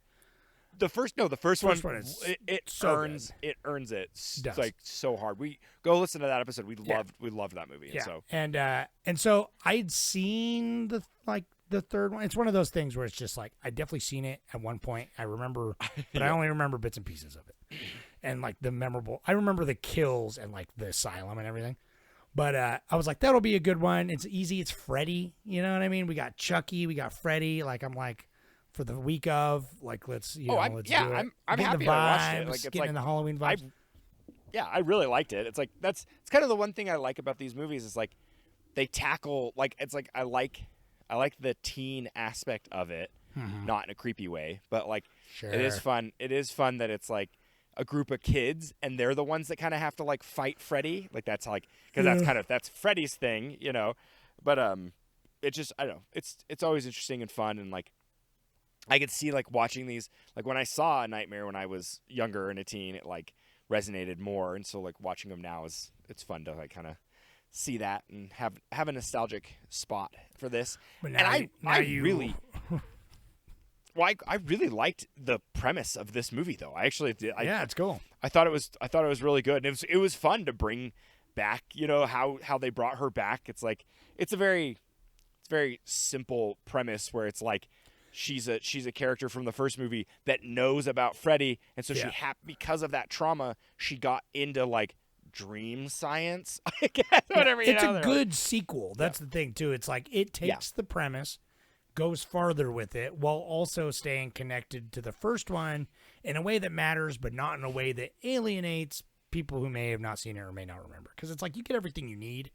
With like they explain everything like this happened to me. I'm from the first movie, where it's like because Mary, she watched it with me and she's like, I don't really remember the first one. I'm like, you're fine. And but then as she was going, I'm like, you know, that's all you need to know. That's Nancy, and that house is her old house, right? You know, that's right. And then that's her drunk fucking dad, who's not even a cop anymore or whatever. That I know just who gets like fucking impaled or whatever at the end. Like, what's he dies? Yeah, he dies. But then it's like. It's weird because he comes back. That's the best scene in the movie when he comes back and he just like the effect he just like shimmers down and it's like a matte composite. It's like it's me. I came back from heaven to tell you I'm okay. Just kidding, bitch. I know. You know like, it's so dumb. But it's so like it made me be like I'm like. Why didn't Freddy do that from the beginning then? Like to be her dad. Like it was one of those things. I'm like, it was weird because in the movie, like the sequence of events is the dad dies and then he comes back in the dream. And so I was kind of like, is it her dad? And he somehow was able to come in this dream, but then Freddy took over his body. They're very loose with the dream logic where they're like Patricia Arquette, which also young Patricia Arquette. She's still Fox now. She's awesome. Dude, Severance is so good. I know. As soon as I saw her in this, I was like, dude, Patricia Arquette, fuck yeah. And I didn't realize she was in this.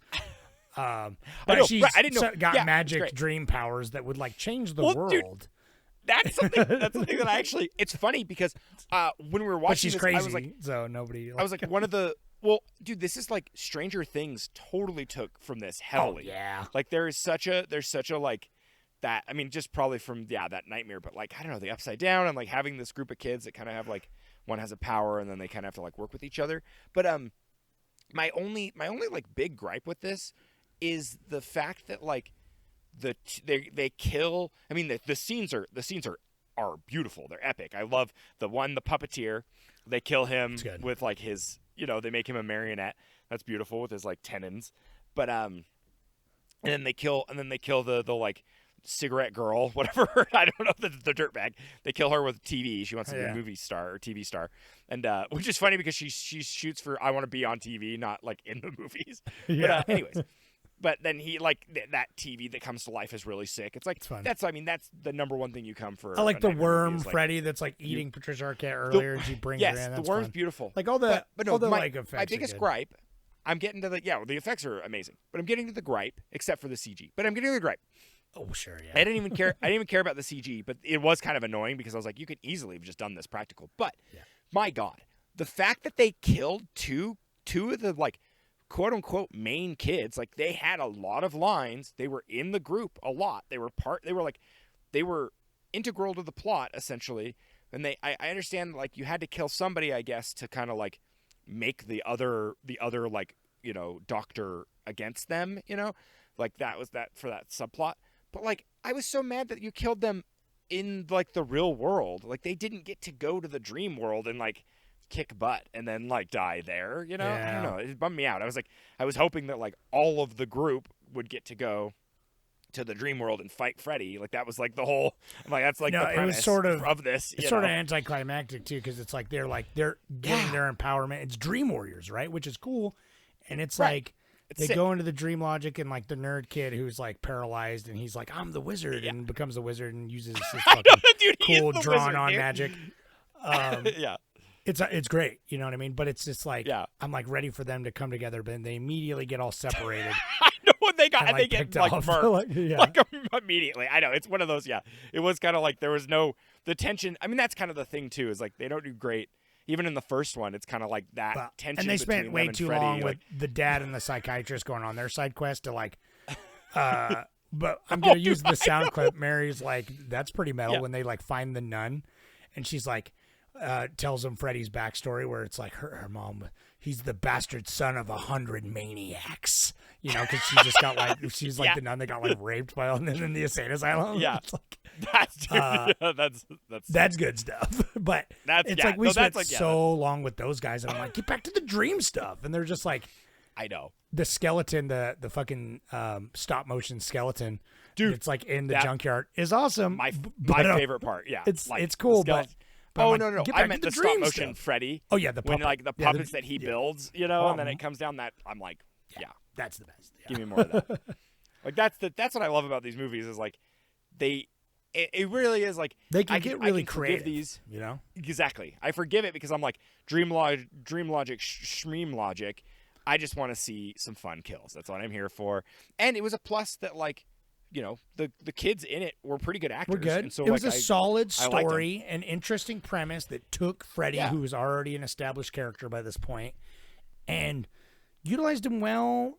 Because it's like at first I was like, he's not in it very much, like compared to the others. Like he shows up just to like have one peekaboo pop out That's- scene, but it like you know- it was better that way, probably. You know what I mean? Yeah, right. I mean, that's kind of we get into like his I don't even know anymore, his hell world, his boiler room, whatever you want to call it, like where he had the kid tied up, The pit, you know, over the pit or and whatever. yeah, with over the the pit, tongue yeah. And it's like, lashing, which the is dude- cute. dude, the tongues were cool. She like shoots him onto his I wrists know. and I know. stuff. We're like, oh yeah, you got to have. This wouldn't be an '80s slasher movie without just some big old fake boobies. You know, like sure, you got to throw I them in know, there. right. Well, no, like yeah, it's so funny how it's like he's just like this like the nurse wants to bang this I know. teen. It's You're always like, Freddy. all right. Anytime they want to, if it's your dad, if it's anyone, he's always trying to bang you. Like Yeah. he's horny, man. Yeah. Well, Unfortunately for everybody, I know. I was gonna say he really, yeah, he's especially horny the for- children horny of for- Elm Street. You know what I mean? yeah. Well, that's the thing. It's like in this movie, they're like, "You're the last children of Elm Street," or whatever is what she says. But I'm like, It kind of breeze over that, like, yeah, yeah, like it's like they're supposed to be the kids of the other parents that helped kill Freddy, or Right. whatever. Like also in addition, and it's like, but they're kind of like, yeah, that's the connection. Don't look into it. You know what I mean? Like Yeah. it's.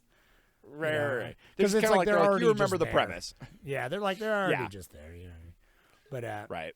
I don't know. It's fun. I wanted more dream stuff. I like thought it was pretty gross when it's like the former addict and she's like, I'm a badass in my dreams, and they have like a whole fight scene, but then he's like, you want to get high, and then she's got like the fucking suckers on her arms. It's like, her track "Ew," which is like- marks who were like they were begging for it. That was which that is was awesome. which is They were- fine. I don't know. Like that's why Yeah. that's what I'm here for, and it's part of the reason why I picked this movie to be like the last movie, just because it's like it's just like the fun, like I don't know, just like I don't know. There's nothing he's- quite. There's nothing quite like Freddy He- because they can go he's on wonky with it. He's you on know? the Like- Mount Rushmore of horror. Like he is, Freddy 100% he's one of the most recognizable icons. No, and did you horror, hear they? I mean, It's I don't know. classic. It'll probably not happen, but they're trying to reboot it again. And Again, I mean, it makes sense. Like Robert England or whatever, or however Yeah, you say it, Robert yeah. Englund or whatever. He'll play. He wants to play Freddy, kind of like Chucky. He wants to play Freddy for the rest of his life, forever, until he's, until he can't anymore. early And Jackie he Haley just got a played him in star a too. remake. That was cute. Oh, good for him. Yeah. No, he's fine, but Yeah. no, he's too old now. But no, the guy who's rebooting it said he wants Jim Carrey to play Freddy, and I'm like, that would be. I heard That that. would be good. I did hear that. I would hear love that, to like, see that. One and Robert Englund was like, Jim Carrey could do it if there was somebody who could. He's kind of a. I would love to he's see a Jim chameleon. Carrey do a fucking Freddy. So we'll see. He- Because yeah, I'm hoping it'd be- like I mean, I feel like we're getting more of a resurgence of slasher with like Terrifier and stuff. So I'm hoping. Like, I don't know if we need another Freddy, but if you're gonna, like, I don't know, like, let's see, like. But I mean, or if Friday the 13th gets out of fucking like it's fucking legal hell that it's in, you know, I'd like to see a good one of those because there's never been one. I know, fight really, me. It's kind of like but it's like Final Destination kind of deal, like where it's like that's the closest thing we get to where it's like I like the like Rube Goldberg kind of those. Where in this it's like I enjoy the like the dream logic setup that they get to build in this, where it's like and you could pretty much really you don't have to you want. You don't have to like logically do like clues. What is that? Is there a ghost in there? Are you seeing this on your monitor? What the fuck is that? What? Okay, no. If you're watching the YouTube, Jordan's about to become possessed. I don't know what's happening. I don't know what's happening. I'll just show. I'm gonna when I'm editing it, I'll send you a snap of it or something because it was. Maybe it's. I thought it was. It was a smoke. I thought it was smoke. Was it ball lightning? Yeah, it was. It was like a light behind you. Ball light, or whatever. Anyway, I'll send you a snap after this because it was fucking weird. All right, send me some video footage, bud. And anyway, we're paranormal. Maybe it was Freddy now. trying to. It was Freddy coming down. We were talking about how like you can be creative and you can make whatever you want when it comes to like. And that's what's fun because it's like they're using the dream logic. Yeah, and back then you really had to get like they did a lot of cool like forced perspective and like them all coming out of the mirrors. Like that was a cool sequence. You know, like at the end they're like getting pulled in, and then the kid finally finds his dream power, which is his voice in the dreams, and he like saves them that way, and then it was a good time. It was a good time. It's fun. Yeah, it's cool. Freddy's good. He's got a good silhouette. Yeah, you know? Tell you what it is. Yeah, it's good. It's Freddy. I mean, he's not as scary as the first one. The first one, he's scary. You know what I mean? Yeah. Really though. In this one, it's like he's just fun. Right. He's you know, he wants to get high. He's like a jazz musician. He's a menace. Just a bad influence. Yeah, he's a goddamn menace. He's just he's more menacing, and he like it is like he's kind of he's more like frustrating in these ones where it's like if I was attacked by him, you'd be like, Freddy, stop, like Freddy. It's like just like Freddy. It's like basically it's like is it cake? Like you're just kind of like sometimes you're like, is this Freddy? I don't know. It's gonna like is this thing gonna turn into Freddy? Like, it's prime time, bitch. You know. Yeah. Right. Exactly. Yeah. Anyway. You want a little? You got a thingy? Minute? Yeah, give me a thingy, and I'll give you a thingy. I do. It was 4.5 mil, which is pretty low. These have been some like lower budget for like I would have expected this to be 15. First, how out of the box this is with like the premise and like all the stuff. What they do, it's like that's the thing. It's like I don't know, man. Like to build these sets and stuff, but it's like I guess they have a lot of like infrastructure already set up in place with these, but it's like things get as much as they can reuse, they're making new, for new bits and stuff. But anyways, so I thought that was pretty low, and at box office 44 because it's like this is just what it's like you put. I bet you I don't know what the reboot got, but I'm sure the reboot made 10 times its budget.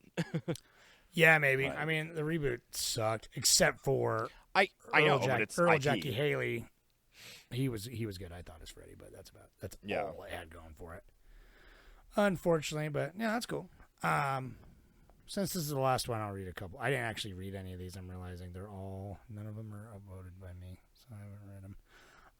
But we'll read a couple of them just so Competitive Bat says 58. Competitive Bat 5831 says, I love the melting bike effect early on. That was very cool. I feel like the way they talked about suicide aged terribly. The special effects were pretty good for the budget and age of the movie. I do like that it has kids fighting back in the dreams, as it always annoyed me in the past how unwilling or unable to use their dreams the victims would be. It's their dreams. It's Freddy can do. If Freddy can do it, so can they. I do think the one kid's powers were sad. I can walk, and I'm a wizard. Yeah. Why not? I do hate the ending. It's a franchise by the time this movie came out, and I really dislike that we solved this issue forever when they forget to add the disclaimer, unless this makes a good amount of money. Yeah, right? Yeah, right, really. I know, like, Freddy's rules are very inconsistent. There's always a weird way to beat him, and then it's just like, Oh, I was laughing. I was laughing so hard. They're like, get his junkyard bones. He's got to have a proper. I swear to God, they say that classic proper burial, and they're like, all right, 4 feet away from the junkyard, Where he garage, already the trunk, was, the trunk that we found him. We'll just bury him in the dirt here. I'm like, it's the and then I'm hollowed like, ground, you know. I'm like, what's a proper burial for like a child murderer? Yeah, I don't. the you know trunk what I of a mean? junkyard. It seems fitting, you know. Yeah, it seems pretty proper to me, but yeah. But I don't know. You know what? Everybody can be reformed. That's my stance. You know, but he was already a charred mess of bones, anyways. Oh, by this Yeah, time, his skeleton- he's a his dream skeleton was killer. funny. So yeah, skeleton. Yeah, no, Right, yeah, thanks for that. You're right. Because there's like 6 more after this, so you know, fuck it. Well, I know, right? It really is. It's just like yeah, this like would be the final movie, but sorry, but it made $44 million, so we're not sleeping on that. Clones of People 2 says, finally, that was a lot of film. Great fun, but I'm tired now. Haha. I've only seen the original and Freddy vs. Jason. I'm not like really a fan of the series. I like the concept of a dream killer, but the character just doesn't do it for me. He's one note.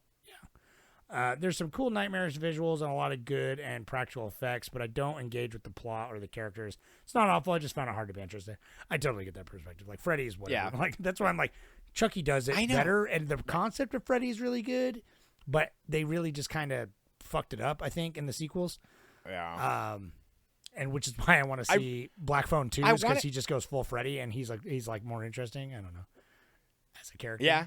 He goes That full is Freddy. true. He's in your No, dreams. right, he does. He does go full Freddy. Yeah, it's like you can't escape him, and he's like kind of dead demon dude. But I think that it'd be fun to get like to have like a Freddy versus Jason versus Chucky. I know it'd be like so like stupid, but it'd be good to see because I want to see them get dragged into their own worlds. That's what I liked about Freddy versus Jason. I would want to do. You know. Yeah, that would be good. Because Freddy vs. Jason rules, and I didn't I love it. realize Yeah, how it's much it took, like them with the sleeping pills and them at the asylum. That's Freddy versus Jason. Also, they just took the good stuff from this movie and put it in Freddy versus Jason for the Freddy angle. Yeah. Because you remember they're all at the asylum and everything, and they have that same pills. I'm pretty sure it's the same medicine where they're using that to like really? suppress their That's dreams cool. or whatever. Yeah, and he's all like, I love got your nose. Yeah, Freddy's whatever. Yeah. The premise is Yeah, cool, but, yeah. I know. Right? It's like that's the thing. It's like there's something that like it tickles me pink because it's like, you know, Robert Englund loves it and it's good. But It's I fun. know what you mean. It's like, yeah. I'm gonna read one more Reddit and then let's wrap it up. I want to get your thoughts about the whole month and then we'll call it a day. So Yeah. Avery 5712 says there's a reason this is held up as the best Nightmare sequel. Neat premise, cool dream sequences, likable characters, possibly the best Freddy portrayal as well. Having a sadistic lead all his kills. The puppet kill is probably the best kill of any of the sequels. It's almost torture porn levels painful. Nancy, one of the best final girls, coming back was huge, and I love the direction of her character. The way they ultimately defeat Freddy seems like the logical way to beat him. I've seen Supernatural, so I know how to kill evil spirits. My big issue with the movie is the whole Dream Warriors aspect. In the previous 2 movies, the Dream Realm was Freddy's. You couldn't beat him. You had to survive and defeat him in other ways. I've never liked how people could go into their dreams and fight Freddy on an equal playing field with superpowers. Obviously, it was done to appeal to teens who were just having fun with these movies, and the song in the end credits being an uplifting rock ballad proves it. This film made Freddy a star, but it set up his downfall. Yeah, good comment, man. Yeah, that's a good comment. But you're right. The tone is very, very weird with that. Different. You know, it's like, I don't know. I think what they did with it is, I think they did enough to where it's not like, But it wasn't like egregious again, when they're in it's there like, fighting him. there's no You know, rules, it's like- just kind of like they're stumbling around in the dream. You know, it's like they don't just get in there and Yeah. then all of a sudden they're like, I can kick Freddy's ass. It's that's like, right. You know, It's like see. it's like he says. It's like his realm, but like there's no way to defeat him that's consistent. It's like there's no real rules to this, and so it really does feel like they're just kind of making up as they go, which I guess they kind of can just because it's like it's a dream. It's not a dream. He's Freddy. Like he's like you know. I Dude, don't know. Nobody knows why- what he is. We need Freddy versus Pinhead or Hellraiser. Like we need him like in the Right. Hellraiser because it's Well, kind of wasn't like that they're, the one we were they're- gonna get? There was one that almost happened, and I'm pretty sure it was that. I'm pretty sure it was Are you Hellraiser. oh, really? Versus, there is one. I think Or- it was 3 of them. I think it was yeah, Freddy versus Jason versus Pinhead is like almost happened.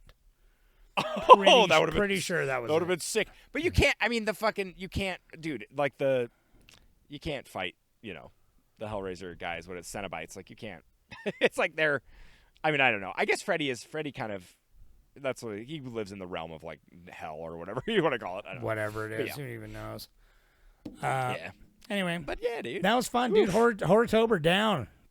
That's another one. Yeah, we knocked it out. I'm excited to just kind of get on the saddle and just kind of I'm ready, man. I'm always ready. Meander for some... around the prairie with my little steed by my side. Tremors set me up a little bit. That was like Western, and I'm like, Yeah, here for it, man. had some. Yeah, Tremors could totally fit in the Western vibe. It's like for that. sure. It's like if Hell and High Water fits it. It's like yeah, for sure. So. but that'll be But, fun. But yeah, for this month, man, it's always a blur. Like I always like. It is. I can't even like remember. I only remember like 8 of the movies we watched. I'm looking at the until list someone and mentions trying it. to be like, what was my biggest like surprise, and then like what was my biggest disappointment, and I'm trying to think of like my favorite kill. We can. I mean, we both. I think can agree that Megan is Missing was the biggest. I didn't have high hopes for disappointment. that one, but yeah, that was definitely the worst one for sure. I think my biggest disappointment was The Dark and the Wicked, just because it's like I had low expectations for Megan is Missing, and it somehow went lower. And then Dark and the right. Wicked, I was like middle of the ground expectations, but it started so strong and it ended so poorly. I feel like, in my opinion, and so I feel like that one kind of bummed me out the most. I also feel like Train to Busan didn't do it as good for me this time around. But I think my biggest surprise that I was like not expecting to like nearly as much as I did was The Innocents. Like I probably never would even watch that movie, and so I'm glad. Thank you, Clumsy People 2, for suggesting that one. Yeah, thank you for cool. the suggestion. It's a movie I think it's one of those that falls under the like I'm very happy I've watched it, but I'll never want to watch it again. Sure, yeah, I don't know if I'll Personally, watch it again, but I will remember it. You know what I mean, and hope that there are more movies like it. And if I ever am like see a movie like a Scandinavian horror film coming out in the future, and it's like I want to know, like if it's the same director, like I want to know what they're working on next because obviously there's some talent there. For reals. Yeah, that is true. Dead and Buried was cool. I'm gonna try not to doing. forget that one because I've already forgotten it, but it was cool. Yeah, Deep Red stands out. But Dead and Buried is the one that we want. We want the remake. I think what's fun. I like our through line of Splinter. Like being because it really is. It's given me like an appreciation for Splinter that I've already had, but now it's like a larger perspective of like Splinter, just back to all of these. We could even go back probably in the history of Horrortober, and I bet you there's no movie cheaper than Splinter. Like I can't think of a movie that's cheaper than that. And like I can only think Splinter of lives 2 movies period that are cheaper than that are like big-ish movies. It's fucking Primer was like $7,000, and then like not Desperado, right? The first one. Oh right, yeah. El Mariachi. Was like $5,000. Yeah. And so it's like right, and those are like, they're iconic, but it's I mean Splinter definitely doesn't have the popularity of those 2 films, but it's like now for me, I'm personally like Splinter's fun. If anyone mentions it or ever, if I'm like I'll just be like Splinter's this. Yeah. I want more Splinter lore. Give me a Splinter sequel. Give those guys $30,000. That's nothing. I said like last 15 years. I mean, maybe less from like 2005 to present. Like what movie? Nobody's like, making a Signal sequel. Yeah, but then you know what I mean. It's like it has to be. It has to make money. That's true. I mean, Splinter made money, but not in comparison. I know. Only relative. I mean, the best kill is probably In a Violent Nature, right? But I really liked. I think the most satisfying kill was the end of Weapons, probably, where it's like seeing her get eaten by all the kids was so good. I think her getting eaten is great. In a Violent Nature, and she gets folded. That's amazing. Good. I think Deep Red has the elevator and the like, necklace, like that does it well, for me too. Like, that's the that's beautiful. decapitation when he said best decapitations in the Omen. I'm like, oh, Deep Red. It was. A good know, one. dude. Deep Red. I think the Omen is better. Is better for the like. I love that it's like it feels more Final Destination. It feels more realistic in that way. It's like the giant fucking sheet of glass and the head's just like just like spinning through the air. It flipping down the sheet of glass is pretty beautiful. But no, dude, in Deep Red, the teeth crushing is beautiful. Oh, I love that. Yeah, dude, that's amazing. But then that makes me think. I think the most visceral violence for me this whole month is in Bring Her Back when he bites on the knife, dude. That is that like just even thinking about it is making my toes curl. Like that was good. Yeah, that's good. Yeah. No, fun month. I was like, I always have so much month. fun. I love horror movies, but yeah, I'm ready. Yeah. Ready to slow down. I got a lot of homework. Tired. I've been procrastinating. Yeah. I know it's like I always miss watching a movie like every day, but it's like, we gotta get back to life, Yeah, no, it'd be good. We're gonna so thank you for coming through with us. Thank you to everyone that commented, everyone that voted.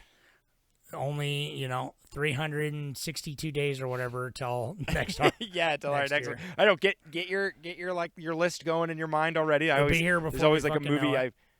there's always a movie I try to pick. Like we're gonna do it. We'll do a we'll, sequel week. That'll be good. We'll do a sequel week, and we're definitely gonna do we'll have to do like the Bird with the Crystal Plumage or something. We'll do another. We're doing more Argento. Italian, We always hit a always Giallo gonna- film. Yeah, So. we have to. So it's like I'm excited. I mean, like I'm stick with us guys too. Also for maybe we'll get some people on westerns. Closer people too. Hopefully you stick around. I don't know. It's like we always get the biggest drop off. Yeah, for sure. But that's why I know westerns aren't for everyone. I fucking absolutely adore westerns. And then, but it's like the perfect, just like release. It's like just nice, just taking in the wind of the prairie. You know, you just turn on TNT with your grandpa downstairs, and you kick up your legs on the recliner, and you two just you fall asleep to Stagecoach, man. That's just like right. It's just like that's what I'm looking forward to. Yeah. So get ready for that. Should be good. Thank you for making it through all these, and I'll have a poll coming up for westerns. Shortly thereafter this. So. Heck yeah, dude. That's it. Horrortober in the can, dude. That's 5 support us Horrortobers. on So we've been doing this Patreon. like at least 5 years because it's 5. Dude, This is the fifth one.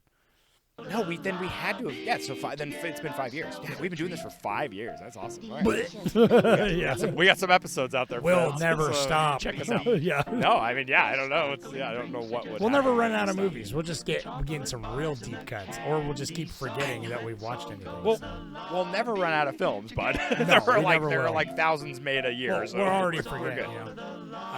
Yeah. All right. Bye. All right. Bye. My butt, dude.